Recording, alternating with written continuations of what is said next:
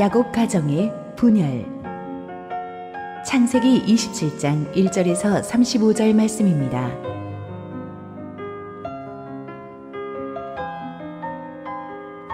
이삭이 나이가 많아 눈이 어두워 잘 보지 못하더니 맏아들 에서를 불러 이르되 내 아들아 하매 그가 이르되 내가 여기 있나이다 하니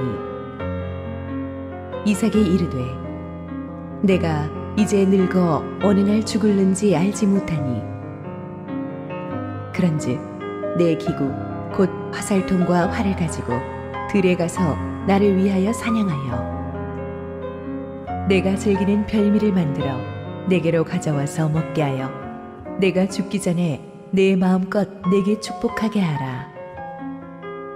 이삭이 그의 아들 에서에게 말할 때에 리브가가 들었더니 에서가 사냥하여 오려고 들로 나가매 리브가가 그의 아들 야곱에게 말하여 이르되 내 아버지가 내 형 에서에게 말씀하시는 것을 내가 들으니 이르시기를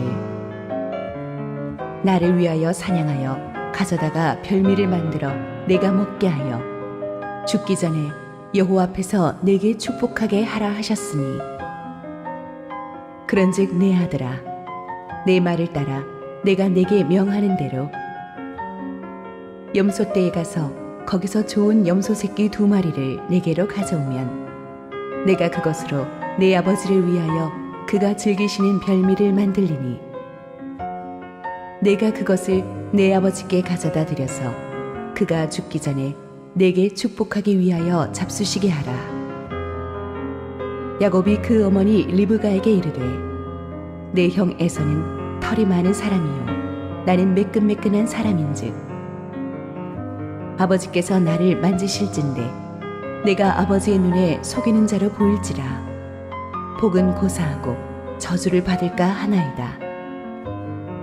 어머니가 그에게 이르되 내 아들아 너의 저주는 내게로 돌리리니 네 말만 따르고 가서 가져오라. 그가 가서 끌어다가 어머니에게로 가져왔더니 그의 어머니가 그의 아버지가 즐기는 별미를 만들었더라. 리브가가 집안 자기에게 있는 그의 맏아들 에서의 좋은 의복을 가져다가 그의 작은 아들 야곱에게 입히고 또 염소 새끼의 가죽을 그의 손과 목에 매끈매끈한 곳에 입히고 자기가 만든 별미와 떡을 자기 아들 야곱의 손에 주니 야곱이 아버지에게 나아가서 내 아버지여 하고 부르니 이르되 내가 여기 있노라 내 아들아 내가 누구냐. 야곱이 아버지에게 대답하되 나는 아버지의 맏아들 에서로소이다. 아버지께서 내게 명하신 대로 내가 하였사오니 원하건대 일어나 앉아서 내가 사냥한 고기를 잡수시고 아버지 마음껏 내게 축복하소서. 이삭이 그의 아들에게 이르되 내 아들아 내가 어떻게 이같이 속히 잡았느냐. 그가 이르되 아버지의 하나님 여호와께서 나로 순조롭게 만나게 하셨음이니이다. 이삭이 야곱에게 이르되 내 아들아 가까이 오라. 내가 과연 내 아들 에서인지 아닌지 내가 너를 만져보려 하노라. 야곱이 그 아버지 이삭에게 가까이 가니 이삭이 만지며 이르되 음성은 야곱의 음성이나 손은 에서의 손이로다 하며 그의 손이 형 에서의 손과 같이 털이 있으므로 분별하지 못하고 축복하였더라.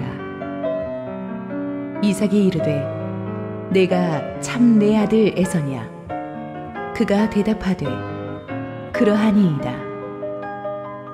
이삭이 이르되 내게로 가져오라. 내 아들이 사냥한 고기를 먹고 내 마음껏 내게 축복하리라.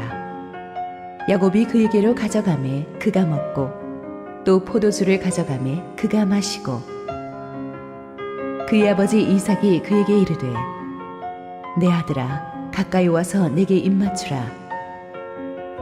그가 가까이 가서 그에게 입맞추니 아버지가 그의 옷에 향취를 맡고 그에게 축복하여 이르되 내 아들의 향취는 여호와께서 복 주신 밭의 향취로다. 하나님은 하늘의 이슬과 땅의 기름짐이며 풍성한 곡식과 포도주를 내게 주시기를 원하노라. 만민이 너를 섬기고 열국이 내게 굴복하리니 내가 형제들의 주가 되고 내 어머니의 아들들이 내게 굴복하며 너를 저주하는 자는 저주를 받고 너를 축복하는 자는 복을 받기를 원하노라. 이삭이 야곱에게 축복하기를 마침에 야곱이 그의 아버지 이삭 앞에서 나가자 곧 그의 형 에서가 사냥하여 돌아온지라. 그가 별미를 만들어 아버지에게로 가지고 가서 이르되 아버지여 일어나서 아들이 사냥한 고기를 잡수시고 마음껏 내게 축복하소서. 그의 아버지 이삭이 그에게 이르되 너는 누구냐? 그가 대답하되 나는 아버지 아들 곧 아버지의 맏아들 에서로소이다. 이삭이 심히 크게 떨며 이르되 그러면 사냥한 고기를 내게 가져온 자가 누구냐? 내가 오기 전에 내가 다 먹고 그를 위하여 축복하였은즉 그가 반드시 복을 받을 것이니라. 에서가 그의 아버지의 말을 듣고 소리질러 슬피 울며 아버지에게 이르되 내 아버지여 내게 축복하소서. 내게도 그리하소서. 이삭이 이르되 내 아우가 와서 속여 내 복을 빼앗았도다. 함께 기도하시고 말씀 보겠습니다. 주님의 은혜가 큽니다. 오늘도 우리를 위해 예비하신 말씀 주실 때 부족하기 짝이 없는 종은 감추시고 오직 주님만 큰 영광 받으시옵소서. 예수님 이름으로 기도했습니다. 아멘. 하나님이 천지 창조 이후에 가장 먼저 하신 일은 사람을 만드시고 그 만드신 사람을 결혼시키셔서 가정을 만들어 주신 일입니다. 가정은 모든 국가와 사회, 조직의 근간이 됩니다. 아무리 개인적인 실력이 뛰어난 인물도 결혼을 잘못한다거나 아이를 잘못 키우게 되면 그래서 가정이 무너지면 인생이 걷잡을 수 없이 불행해지죠. 오늘날 우리가 이렇게 경제가 발전하고 좋은 나라가 된 것 같지만 붕괴되는 가정들이 너무나 많습니다. 잘 사는 집, 많이 배운 집, 심지어는 예수 믿는 집들도 얼마나 엮이는 가정들이 많은지 몰라요. 말이 부부이지 좋은 집에는 사는데 남보다 더 대화를 안 하고 부모 자녀 간에도 대화가 단절돼 있고 형제끼리 분열하고 대립하는 집안들이 교회 안에도 얼마나 많은지 가슴이 아픕니다. 오늘의 창세기 27장에 나오는 본문에도 보면 믿음의 가정도 잘못하면 분열될 수 있다는 것을 우리에게 보여주면서 흔들리고 있는 오늘날 크리스천 가정들을 바로 세우는 반면교사로 삼고자 합니다. 지난주에 이어서 오늘의 이야기에 등장하는 4명의 주인공들을 생각해 보십시오. 늙은 아버지 이삭, 아내 리브가, 그리고 정반대의 성품을 가진 아들 에서와 야곱, 쌍둥이 형제죠. 온유하고 소심한 성품의 이삭이 적극적이고 모험적인 성격 리브가와 만나 결혼했습니다. 그리고 결혼한 지 20년 만에 아이를 갖지 못하니까 아버지 이삭이 굉장히 열심히 기도해서 하나님이 기도 응답으로 아이를 주셨는데 쌍둥이를 잉태하게 되었습니다. 쌍둥이가 뱃속에서부터 워낙 싸우니까 어머니 리브가가 이번에는 기도합니다. 하나님께서 주신 응답은 큰 자가 작은 자를 섬길 것이다. 형이 동생을 섬기는 그런 운명을 갖게 될 것이라는 하나님의 계시였습니다. 당시 장자 중심의 문화에서는 있을 수 없는 일이었기 때문에 부모는 충격을 받습니다. 그렇게 태어난 쌍둥이 형제 에서와 야곱은 너무나 다른 극과 극의 모습을 보입니다. 형은 기골이 장대한 영웅호걸의 그런 타입이었고 동생 야곱은 소심한 성격의 집에 있기를 좋아하는 그런 여성적인 사람이었습니다. 아버지 이삭은 자기와는 다르게 사내다운 장자 에서를 편애했고 어머니 리브가는 여성적인 동생 야곱을 총애했습니다.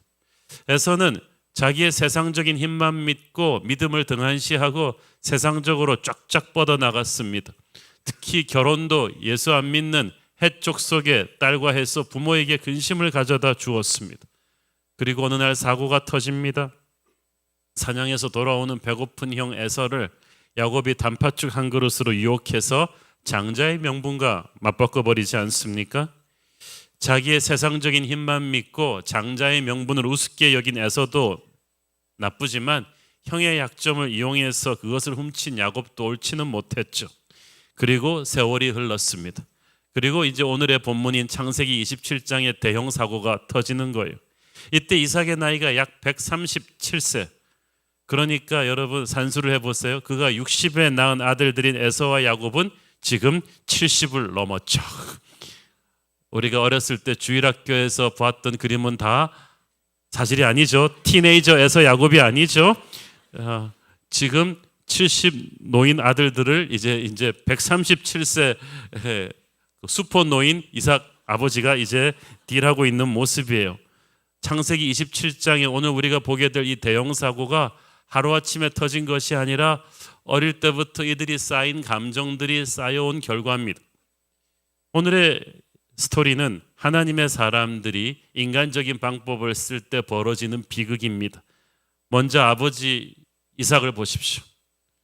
늙은 이삭은 하나님의 계시가 분명했는데도 큰 자가 작은 자를 섬기게 될 거라는 계시가 분명했는데도 그 말씀을 어기고 야곱이 아닌 장자 에서에게 축복을 그냥 주고자 결심합니다. 그래서 오늘의 본문 1절 4절에 보면은 디데이를 딱 정하고 몰래 에서를 불러가지고 나를 위해서 별미를 사냥해서 요리해 오면 내가 그거 먹고 니네 엄마하고 동생 모르게 너를 축복해 줄게 라고 비밀 계획을 실행에 옮깁니다. 이삭이 조용하고 온순한 성품이라 그랬죠. 그리고 남과 충돌하기를 싫어해요. 그런데 이러한 성품이 오히려 그러하여금 오늘 이런 편법을 쓰게 만들었습니다. 이삭도 에서가 크면서 처음에는 에서가 남성다워서 좋아했지만 이 아이가 너무 세상적인 힘만 믿고 이방인 여자와 결혼하고 이렇게 믿음을 등한시하고 나가니까 뭔가 좀 불안했을 것입니다. 그렇지만 이미 장대한 용사가 되어버린 아들이 좀 은근히 두렵기도 했어요.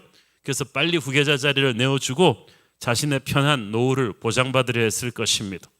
심약한 이삭은 이 문제로 가정 내에서 불화가 일어나는 걸 싫었기 때문에 빨리 이걸 그냥 축복을 빨리 해치워버리고 싶었어요. 또 야곱을 평생 편애해온 아내 리브가와 이 문제로 부딪히기가 싫었습니다. 어렸을 때는 아버지 아브라함이 무서웠는데 이제는 아내 리브가가 또 무섭습니다. 그래서 이 일을 진행함에 있어서 아내에게도 비밀로 하고 몰래 에서를 축복해 버릴 계획을 세운 거예요. 그러나 이것은 이삭의 엄연한 잘못이에요. 이삭은 가문의 영적 제사장, 가장이잖아요. 이런 식으로 일을 처리하면 안 되죠. 특별히 하나님의 뜻이 걸린 일이고 가문의 미래가 걸린 중요한 일입니다. 그런데 이삭은 이것을 기도해 보지 않고 하나님의 생각을 앞질러 가서 은밀하게 그냥 에서를 축복해 버리자는 꾀를 내었습니다. 이삭은 아무리 힘들어도 기도했어야 했고 아내 리브가와 의논했어야 했어요. 창세기에 아담 이브를 결혼시키실 때 하나님께서 표현하시기를 벌거벗었으나 두 사람이 부끄러워하지 않았다고 했죠. 그것은 결혼을 통해서 이 부부가 육체가 하나가 됨과 동시에 정신적으로 하나가 된다는 뜻이에요. 정직한다는 뜻이죠. 부부 사이에 거짓이 없어야 합니다. 실수하고 실패해도 정직하게 서로 대화하면 진리의 영이신 성령께서 개입하시고 해결해 주실 것입니다. 이삭도 솔직하게 자기의 고뇌를 아내 리브가와 나누고 부부가 함께 손잡고 기도했더라면 어떻게 됐을까요? 그랬더라면 하나님께서 평화롭게 이 갈등을 해결해 주셨을 것입니다.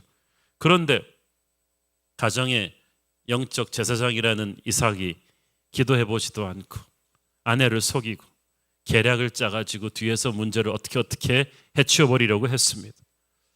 여러분, 하나님의 사람이 인간의 방법을 쓰면 반드시 사고가 터져요. 세상 사람들은 그래도 상관없는데 우리 하나님의 사람은 그렇게 하면 사고가 나요. 하나님이 우리를 그렇게 가만두지 않으세요. 우리가 어렵더라도 진리를 말하면 성령이 역사하십니다. 그러나 상황이 힘들다고 거짓을 말하고 서로를 속이잖아요. 마귀가 역사할 틈을 주는 거예요. 믿음의 가정이라고 마귀가 안 들어오는 줄 아세요? 기도 안 하는 믿음의 사람들은 마귀의 밥이에요. 아버지 이삭부터 시작된 이 거짓으로 인해서 이 가정은 걷잡을 수 없는 파국으로 치닫게 됩니다. 여러분의 가정은 어떤 일이 있어도 서로에게 정직하기를 바랍니다. 먼저 부부간에 정직하십시오. 그래야 부모 자녀 간에도 이 정직할 수가 있고, 그래야 진리의 영이신 성령께서 그 가정을 항상 지켜주실 수 있어요. 사실 에서에게 장자권 축복을 빌어주는 이것은 당시의 관습상은 모두가 불러서 마을 잔치를 열어야 될 축복된 일인데, 이렇게 은밀히 뒤에서 사근사근 이렇게 해치울 일이 아니었어요. 그런데 이삭이 왜 그랬을까요? 하나님의 뜻에 반하는 일을 하니까 이삭도 뭔가 불안하고 찝찝한 거예요. 분명히 큰 자가 작은 자를 섬기리라는 계시를 들었는데 그것을 반해가지고 자기가 총애하는 아들에게 축복을 하려고 하니까 사람들도 두렵고 하나님 앞에서도 떳떳지 못해요. 그래서 몰래 하는 거예요. 2절을 보니까 이삭이 에서를 불러서 말하기를 내가 이제 늙어서 어느 날 죽을지 알지 못하노라. 어르신들이 이 말을 할 때 정말 저는 안타깝습니다. 왜냐하면 우리의 생명은 하나님이 결정하는 거지 우리가 결정하는 게 아니에요. 우리도 주위에서 많이 보잖아요. 그렇게 건강하고 감기 한 번 안 앓던 분도 하나님의 때가 되면은 그냥 턱 가시고, 그렇게 비실비실하던 병원만 다니시던 분들도 또 하나님이 허락하시면 장수하시는 거예요. 이삭이 내가 늙어 언제 죽을지 알지 못하니까 빨리 나 살아있을 때 이 후계 문제를 매듭지어야겠다라고 일을 벌리잖아요. 이삭이 지금부터 40년을 더 삽니다. 만약에 이삭이 이때 기도했더라면 하나님이 알려주셨을 거예요. 이삭아, 너 아직 죽으려면 한참 멀었다. 조급하지 마라. 그런데 믿음이 없으면 조급해지게 돼 있어요. 기도하지 않으면, 성령 충만하지 않으면 하나님의 뜻에 반하는 일을 하는 사람은 조급하고 불안하고 누가 쫓아오는 사람 없는데 누가 쫓아오는 것 같은, 그래서 악수를 두게 됩니다. 그러나 성령 충만한 하나님의 사람은 조급하지 않아요. 마음에 여유가 있어요. 진실하고 평안합니다. 그런데 믿음이 없는 사람은요, 항상 뭐에 쫓기는 것 같이 조바심을 냅니다. 이삭이 그랬죠. 아이고, 내가 이제 늙어서 언제 죽을지 모르니까 빨리 에서를 후계자로 세워버려야지. 자기가 40년 더 살 줄 알았더라면 이런 악수를 안 뒀겠죠. 사람이 믿음이 없으니까 모든 가능성을 다 막아버리고 그냥 빨리빨리 해치우려는 편집증적인 생각을 한 거예요. 남편을 속인 어머니 리브가는 어땠습니까? 하나님께서는 아버지 이삭의 이 잘못된 계획을 그냥 내버려 두지 않으시고 리브가로 하여금 딱 그 대화를 엿듣게 하셨어요. 기가 막힌 일이죠. 이것도 정말 드라마에서 나온 일입니다. 이 리브가가 평소에 이 남편을 잘 믿지 않고 있다가 에서랑 같이 쑥덕쑥덕 하는 걸 보고 듣고 이 여인의 특유의 직감으로 이거 뭔가 불안한데, 그래서 싹 벽에 달라붙어서 얘기를 들어버렸어요. 하나님께서 불순종하는 이삭을 이렇게 막으신 거예요.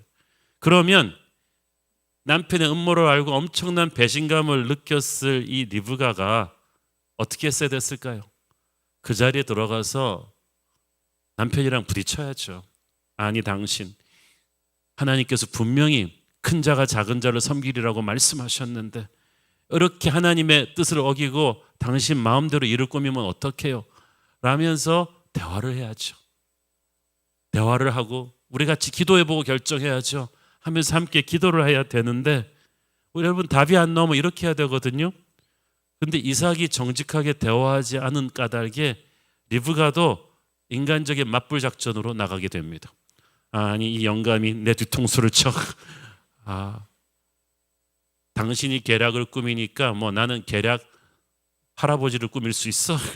당신은 에서밖에 모르지만 이제 내가 당신의 계획을 역이용해서 당신 발등을 스스로 찢게 할 테니까 두고 봐. 그러면서 이 여인이 하늘 품으면 그냥 온이월에 서리가 내린다고 엄청나게 빠른 행동으로 미션 임파서블을 연상케 하는 남편 속이기 작전에 돌입합니다. 여러분, 여기 딱 보면은요, 결코 남자는 여자의 잔머리를 당할 수가 없어요. 이때부터 리브가 움직이는 거 보세요. 남편이 좋아하는 별미 만들고 요리하면서 또 에서의 옷 훔쳐와가지고 야곱한테 맞게 재단하면서 이삭이 확인하려고 만져볼 목과 손만 짝짝 털로 이렇게 탁 위장해서 붙이면서 정말 멀티태스킹이에요. 어떻게 요리하면서 이 모든 일을 한꺼번에 다 했는지 모르겠는데 늙어서 앞 잘 안 보이는 남편을 속일 준비가 완벽하게 됐어요. 중요한 건 야곱이 엄마의 이 비밀 작전에 끌려 들어갔다는 거죠. 12절 13절을 보니까 마음 약한 아들 야곱이 처음에는 엄마 계획을 듣고 기겁을 했어요. 이러다가 나 저주받으면 어떡해요, 아버지 속이다가. 이미 전에 단팥죽 한 그릇으로 형을 속여본 경험이 있는 야곱이었지만 이거는 지금 일이 스케일이 다른 것 같아요. 그러니까 리브가가 뭐라고 말합니까? 정말 강남 엄마의 화신이야. 야, 저주를 받게 되면 내가 받을 거야. 걱정하지 마. 잔말 말고 넌 시키는 대로요. 스카이캐슬에 나오는 그 입시 코디네이터의 그 말이 생각이 납니다. 어머니 감당할 수 있으시겠습니까? 리브가가 내가 감당할게. 우리의 명문대만 넣을 수 있다면, 우리 애가 축복받을 수만 있다면 나는 저주를 받아도 상관없어. 문제는 리브가가 자기가 틀렸다고 생각지 않았다는 거예요. 왜냐하면 리브가 입장에서는 이건 하나님의 뜻이었단 말이에요. 에서가 아닌 야곱에게 하나님의 축복이 가는 게 하나님의 축복인데 이 뜻을 알면서도 바꾸려는 남편이 잘못된 거라고 생각했어요. 그래서 리브가는 이 문제를 놓고 하나님께 기도하고 남편과 정직하게 대면하지 않고 이것은 이삭이 잘못한 거고 하나님의 뜻대로 가는 건 나니까 어떤 방법을 동원해도 상관없다고 생각한 것입니다. 아버지 이삭이 잘못된 방법으로 하나님의 뜻을 어기려 했다면 어머니 리브가는 잘못된 방법으로 하나님의 뜻을 행하려고 했던 게 이게 문제예요. 남편이 자기를 속였으니까 자기도 속여도 상관없다고 생각했어요. 여러분, 아무리 하나님의 뜻이라 할지라도 좋지 않은 방법을 사용해서 그것을 이루려 하면 안 돼요. 이건 마치 헌금하겠다고 도둑질하는 것과 마찬가지거든요. 또 상대가 나쁘게 나온다고 해서 나도 똑같은 방법으로 반격하는 것도 안 돼요. 우리는 선으로 악을 이기는 사람이지 악으로 악을 맞받아치는 사람이 아닙니다. 여기에 리브가의 잘못이 있습니다. 세 번째로 야곱을 보십시오. 야곱 역시 눈치가 빨라가지고요. 일찌감치 아버지의 총애가 형에게로 기울었다는 건 알고 있었어요. 그래서 엄마가 마침내 이 이삭과 에서의 비밀 계획을 들려주었을 때 야곱은 올 것이 왔구나 했을 거예요. 그러면 그때 야곱이라도 엄마를 설득했어야죠. 어머니, 그렇다고 우리가 이렇게 또 형과 아버지를 속이는 건 아닌 것 같아요. 정말 하나님이 계시를 주신 것이 사실이라면 어머니 지금 아버지한테 들어가서 정직하게 아버지와 대화를 합시다. 기도하시면서 함께 대화를 해봅시다. 하나님이 살아계실진데 아버지의 마음을 바꾸실 것입니다 라고 했었어야 했는데 야곱도 엄마를 따라가서 같이 이 비밀 속임수 작전에 동참해버린 거예요. 자, 이 집안에 지금 4사람 중에서 에서는 아예 믿음 없는 사람이니까 제껴놓고 나머지 3사람 보세요. 그래도 믿음 있다는, 교회 열심히 다니고 커피 브레이크도 한다는 이삭과 리브가와 야곱 이 3사람이 앉아서 하는 걸 보세요. 실제 삶에서는요, 각자 하나님의 뜻을 다른 방향으로 해석하는 거예요. 이기적으로 해석하는 거예요. 이러니까 가정에 어려움이 생기는 거예요. 여러분, 예수 믿는 가정에서요, 각자가 하나님의 뜻을 해석하는 입장이 다를 때 어떻게 해야 돼요? 함께 대화하고 기도해야 돼요. 하나님이 조율하실 수 있도록 영적인 문을 열어야 되는데 이 3사람은 그렇게 하지 않았어요. 서로 의심했어요. 서로에 대한 감정과 분노가 너무 크고 불신이 너무 크니까 대화도 안 하고 기도도 안 해서 어려움이 더 큰 어려움을 불러버린 것입니다. 이 3사람의 문제는 하나님의 뜻이 하나님의 방법대로 이루어질 것을 확신하지 못했다는 것입니다. 그래서 전부 다 조급하게 무리수를 뒀어요. 아버지 이삭은 하나님의 뜻을 알았지만 거기에 동의하지 못해서 하나님의 뜻이 아닌 장자에게 몰래 빨리빨리 이 축복을 넘겨주려고 했고, 어머니 리브가는 하나님의 뜻을 알면서도 그것을 역행하는 남편을 신뢰하지 못했고, 그래서 가만 놔두다가는 야곱이 축복을 잃고 말겠구나라고 지레짐작해서 인간적으로 움직였죠. 이건 내가 하나님을 도와드려야 될 일이야. 어머니 리브가는 하나님이 어떤 방법으로든 궁극적으로 야곱에게 축복을 주실 것이라는 것을 믿었어야 했어요. 여러분, 하나님이 주신 약속을 믿는다면 하나님이 그 약속을 이루실 분임도 믿어야만 합니다. 그런데 많은 사람들이 약속을 믿으면서 그게 불안하니까, 기다리기 조급하니까, 경쟁자가 너무 많은 것 같으니까 자기가 움직여요. 그래서 하나님이 축복의 정도로 주려고 한 그것을 너무나 고통스럽게 받을 수밖에 없게 만들어 버리는 거야. 행동적인 리브가는 하나님을 기다리지 못했습니다. 연약한 자기 아들, 자기가 나서서 챙겨주지 않으면 아무도 안 지켜줄 거라고 생각했는데, 리브가는 야곱이 자기의 아들이기 전에 하나님의 아들임을 믿지 못했어요. 그래서 하나님을 도와드리려고 자기가 나선 거예요. 이 중에 리브가 성향이 있는 예수 믿는 극성 엄마들, 오늘의 스토리에서 깊이 배우시길 바랍니다.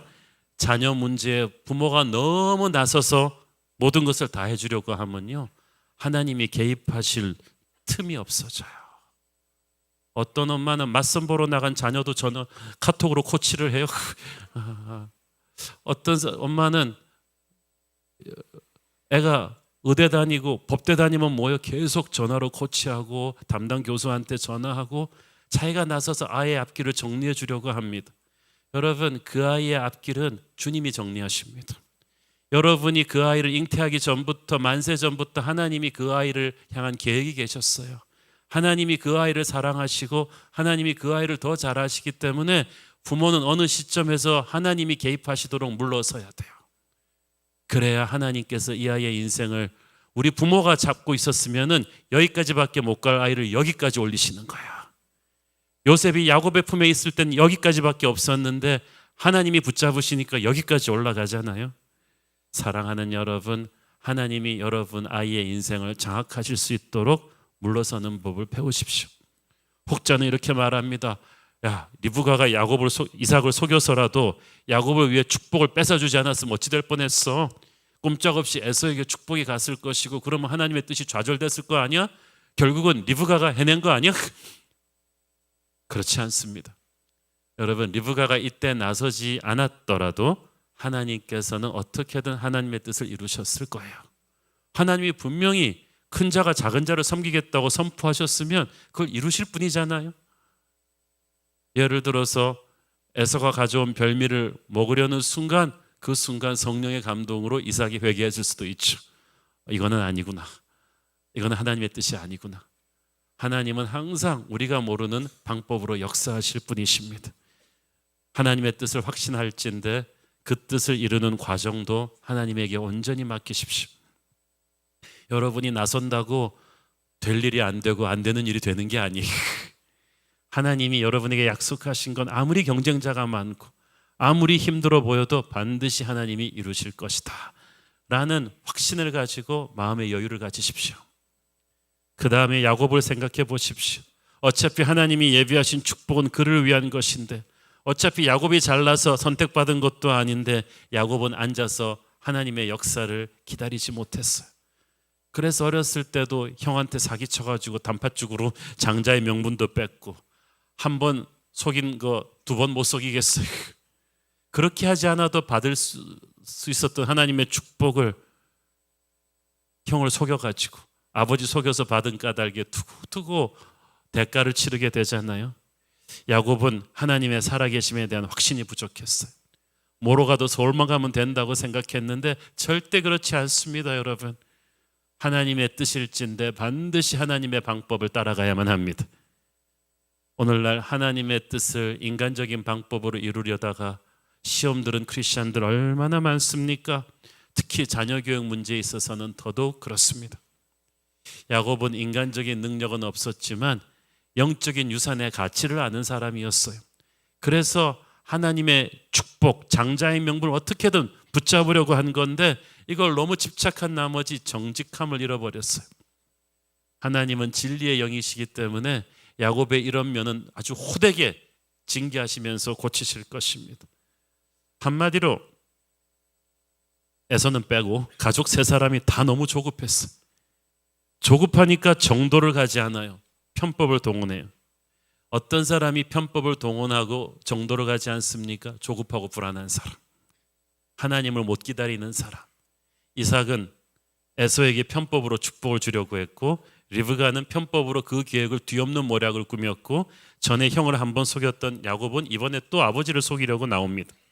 세 사람 다 하나님을 안 기다리고 각자가 머리를 써서 해결을 하려고 보니까 악수를 뒀죠.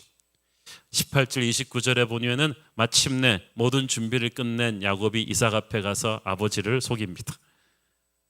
창세기의 이 본문은 정말 너무나 슬픕니다. 하나님, 이삭이 앞을 못 보는데 야곱한테 누구냐 그랬더니 에서입니다. 그러고 이상하다, 목소리가 왜 이렇지? 그러면서 이삭도 몇 번 의심을 해요. 너 이렇게 사냥을 빨리 했니? 그리고 목소리가 왜 이렇게, 언제부터 네가 하이 테너였니? 그러다가 근데 또 만져보니까 이것을 예상한 리브가의 계략으로 또 이게 다 털이니까 피부는 에서인데 목소리는 야곱, 이게 이상한데 너 에서 맞니? 그러니까 맞습니다. 이렇게 해서 이삭은 야곱에게 엄청난 축복을 빌어줍니다. 그 축복의 내용은 우리가 다음 주에 다룰 것입니다. 그리고 나서 야곱이 빠지자마자 에서가 사냥 갔다가 돌아와서 모든 것이 들통난 거예요. 이때 33절에 보니까 모든 사실을 알게 된 이삭이 심히 떨었다고 되어 있죠.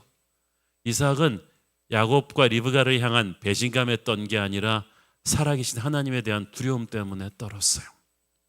분명히 하나님이 주신 계시를 자기가 꾀를 써서 뒤집으려고 했는데 결국은 하나님 말씀대로 되어버렸잖아요. 그래서 이삭은 자기를 속인 리브가와 야곱에 대한 분노보다는 이 모든 것이 처음부터 하나님의 말씀을 거역하려고 했던 자기에게 있다는 것을, 책임이 자기에게 있다는 걸 깨달은 거예요. 이건 내가 단초를 제공했구나. 이래서 이 가정은 이제 폭풍 같은 소용돌이 속으로 들어가게 됩니다. 오늘의 스토리에서 우리는 무엇을 배웁니까? 믿음의 가정도 함께 예배하지 않을 때 엄청난 비극으로 휘말릴 수 있다는 것을 배웁니다. 에서가 제일 안타까워요. 이 집안의 장자인데 오늘의 스토리에서 역할이 없어요. 나중에 와가지고 뒷북치는 것밖에는. 오늘날 많은 믿음의 집안에서 에서 같은 자식들이 있어요. 세상적으로는 잘 나가는데 믿음이 없으니까 행동하고 결정하는 게 세상 사람과 똑같으니까 하나님의 역사에서 에서는 빠져 있어요. 아무것도 기여를 못하지 않아요? 세상의 역사는 에서를 영웅으로 기억할지 몰라도 하나님은 에서를 하나님의 역사에서 지워버렸어. 하나님의 사람도 믿음이 없으면 그렇게 돼요. 이삭은 에서에게 하나님의 축복을 주기 전에 축복을 받을 만한 믿음을 주었어야 했어요. 여러분, 자녀에게 하나님의 축복만 달라고 기도하지 말고 이 아이가 축복을 받을 만한 믿음의 그릇이 되도록 그렇게 신앙을 전수하셔야 돼요. 이 아이가 믿음 없이 성장하면 에서처럼 세상적으로 잘 나가지만 가정이 망가지고 인생이 망가지게 될 것입니다. 우리는 자식에게 돈이 아닌 믿음의 유산을 줘야만 해요. 그리고 이삭과 리브가, 야곱, 믿음이 있다는 이 세 사람이 하나님의 뜻을 너무나 비열한 인간적인 방법으로 이루려 했다는 것은 가슴 아픈 일입니다. 그들은 각자의 하나님을 믿었지 함께 모여 말씀을 나누고 기도할 줄 몰랐어요. 여러분, 신앙도요, 자기를 위한 신앙을 가지면 곤란합니다. 공동체적인 신앙을 가져야 돼요. 나만의 하나님이 아니에요. 리브가는 에서만의 하나님이 아닌, 야곱만의 하나님이 아닌, 이삭만의 하나님이 아닌 그들 모두의 하나님을 보았어야만 했어요. 어떻게 그렇게 할 수 있습니까? 함께 기도함으로, 함께 정직하게 대화함으로, 함께 주의 이름을 부르며 예배함으로 그럴 수 있었어요. 이 부부가 처음에는 안 그랬거든요. 아이 없었을 땐 아버지 이삭이 기도해서 아이를 잉태하게 되었고, 아이들이 뱃속에서 싸울 때는 어머니 리브가가 기도해서 계시를 들었는데, 정작 이제 장자 승격권 문제로 정말 중요한 결정을 해야 될 때는 두 부부가 기도하지 않았어요. 인간적으로 판단하고 움직인 거예요. 자기 욕심을 채우려고 한 거예요. 하나님의 뜻을 이용해서. 하나님의 사람도요, 기도해야 될 때 기도하지 않으면 영적 분별력을 잃어요. 그러면 패착을 두게 됩니다. 이삭 부부가 기도했더라면 성령의 조율이 이 가정에 있었을 텐데 그게 안 되었어요. 기도하지 않고 결정하는 이삭 같은 영적인 가장은 더 이상 권위가 없었어요. 어머니 리브가와 아들 야곱도 가장인 이삭의 권위를 꺾기 전에 기도했었어야만 했어요. 그런데 그렇게 하지 않으니까 사단이 나는 거예요. 이 믿음의 가정에 정말 중요한 때 믿음의 공통 분모인 예배가 없었다. 이것이 비극입니다.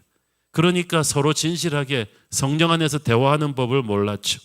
그저 서로의 동기를 의심하고 불안해하면서 각자 나름대로 살 길을 도모하다가 사고가 터졌어요. 오래전에 가수 하덕규 씨가 부른 가시나무라는 노래 가사를 저는 아직도 기억하고 있습니다. 내 속에 내가 너무나 많아 당신의 쉴 곳이 없네. 내 속에 내가 어쩔 수 없는 어둠 무성한 가시나무 숲 같네. 우리 안에는 가시나무의 가시 같은 우리의 자아가 너무나 세게 옛사람의 죄와 아집으로 움켜진 그 가시들이 너무나 많아요. 상처투성이에요. 우리 모두가. 이삭과 리브가 야곱 세 사람 다 상처가 있었어요. 이삭은 너무 카리스마적인 아버지 아브라함으로부터 눌린 그런 두려움의 상처가 있었고, 리브가는 남편을 불신하는 그 상처가 있었고, 야곱은 1인자 형에게 항상 눌리는 이 막내의 열등감이 항상 있었어요. 그런데 그 각자 자기 상처가 있는데 이 상처를 가지고 하나님 앞에서 기도하고 예배하면서 치유를 받지 않고 그 상처 그대로 수십 년씩 가지고 있다가 이게 결정적인 순간에 나쁜 방식으로 표출이 된 거야. 여러분, 예수님 앞에 가지고 갔지 않은 상처는 치유받을 수가 없고요. 치유받지 않은 상처는 트라우마가 되어서 우리의 영혼을 병들게 합니다. 그리고 각자 그렇게 병든 사람들이 모이는 가족은 바로 엮이는 가정이 되는 거예요. 너무나 예민하고 큰 문제 앞에서 이 가정은 함께 예수의 이름을 부르며 기도하지 않았어요. 예수의 이름에는 능력이 있습니다. 하나님을 모르는 사람은 그 이름을 부르면 구원받을 것이고, 하나님을 믿으면서도 인생의 위기에 봉착한 사람은 그 이름을 부르면 예수께서 임재하실 것이고 개입하실 것입니다. 치유하시고 살려주실 거예요. 마태복음 18장 20절에 주님께서 약속하셨어요. 두세 사람이 내 이름으로 모인 곳에는, 그냥 모인 게 아니고 내 이름으로 모인 곳에는 나도 그들 중에 있느니라. 여기 있네, 두세 사람. 이삭, 리브가, 야곱. 이 사람들이 주님의 이름으로 모인 곳, 함께 기도하고 함께 예배드리는 곳에는 예수님이 계셨을 것입니다. 개입하셨을 것입니다. 그들 안에 있는 불신과 갈등과 오해를 기도하는 중에, 예배하는 중에 성령께서 잠재워 주셨을 거예요. 상처도 치유하셨을 거예요. 그러나 그들이 위기의 순간에 예수의 이름을 부르지 않았어요. 각자 자기의 방법대로 각자 도생으로 달려가니까 그 끝은 비극입니다. 어둠 속에서 모략을 꾸미고 거짓으로 서로를 속이려고 하니까 마귀가 기생을 하죠. 사랑하는 여러분, 우리 모두 죄 많은 인간들이에요. 우리 모두 상처가 있어요. 우리 부모들 상처 있지 않습니까? 아빠, 엄마, 우리 시대에 가지고 있는 그 상처들이 있고 아빠, 엄마가 됐어요. 그리고 우리 자녀들도 자녀들의 세대의 고민과 아픔과 상처들이 있는데, 우리 모두가 예수님이라는 공통 분모 앞에 나와서 함께 기도하며 그분의 이름을 부르고 함께 예배하며 엎드리면 우리의 상처를 주님께서 넘으셔서 세대 간의 갈등을 뛰어넘으셔서 우리를 조율해 주셨을 것입니다. 그리고 살려주셨을 것입니다. 오늘 우리 안에 그런 엮이는 가정들이 있다면 하나님의 회복이 있기를 바랍니다. 하나님의 은혜가 임하기를 바랍니다. 여러분의 가정에 예수의 이름을 부르며 그분의 임재를 초대하십시오. 그래야 야곱 가정의 비극이 여러분 가정에는 되풀이되지 않을 줄로 믿습니다. 하나님은 여러분의 가정을 사랑하십니다. 기도하겠습니다. 주님 은혜 감사합니다. 오늘 믿음의 명문가였다는 야곱과의 분열하는 모습을 보면서 믿음의 사람들도 기도하지 않으면, 함께 예배하지 않으면 그 가정이 붕괴될 수 있음을 봅니다. 주여, 우리를 불쌍히 여기시고 우리의 가정에 예수께서 임재하여 주옵소서. 예수님 이름으로 기도했습니다. 아멘.